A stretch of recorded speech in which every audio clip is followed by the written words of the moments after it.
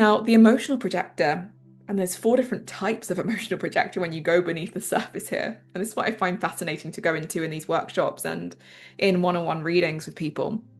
The emotional projector, when you give yourself the space to acknowledge how you're feeling, to acknowledge the fact that your emotional wave moves, when you no longer stop yourself not showing up because you're in a low and only showing up when you're in a high, when you acknowledge and give yourself permission to feel different each day and not have to put meaning to it, but just to know it's part of your awareness, you become this guide that tells us that we don't have to be consistent and the same every day, that it's okay to feel different each day. Our emotional projector guides, as you move up and down in your emotional wave, your solar plexus that defines your authority is not only an awareness, but it's also a motor. So when you're in a high of your wave, you're going to have way more energy. And when you're in a low of your wave, you're going to feel quite sluggish, and it can feel like everything's really slow and hard.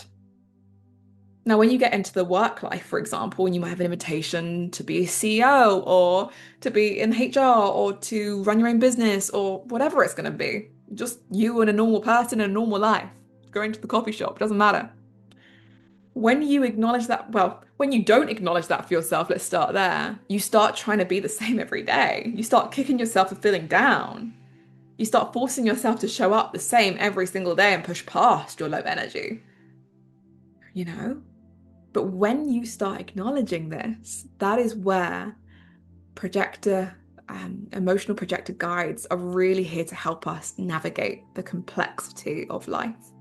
I'll be honest, as a mental projector that has no emotional center defined, I used to refer to this as a chaos because it was up and down and all over the place. But when I started being around emotional projectors who gave themselves permission to feel the whole spectrum of emotions, to know that people aren't going to turn up the same every day, it started to become less chaotic and more intentional, more acceptance and things like that. And it became just a complexity. And that is a beautiful depth. This is how emotional projectors are here to guide through their emotional depth, through their depth of awareness, through the perspective that forms over time, with this message of no one's the same every day. And if we could bring that lesson into the workplace, oh, what a freeing place it would be. You know, someone could come into work and it's just, they're not in the mood. And that emotional projector guy is like, yeah, I get it. I hear you. That's fine. Do what you can do. Rather than, cracking the whip. Let's go faster. So our emotional projector guides can have the potential, once you recognize your emotional wave and acknowledge it in yourself and give yourself the permission to feel it, you can really hold space and see other people in an emotional depth that they've never been seen before. It can often be quite difficult for an undefined emotional person to meet someone in their feeling because we are amplifying it and we feel uncomfortable with it, and that's our work. But with the defined emotional center, you've felt that. You can be there, you can meet them there. That's what I've discovered through my conversations and through my studies of human design.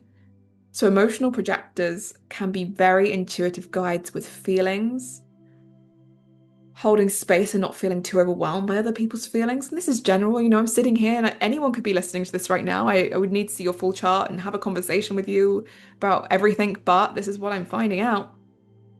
And emotional projectors can be really intuitive guides that can be very, very healing.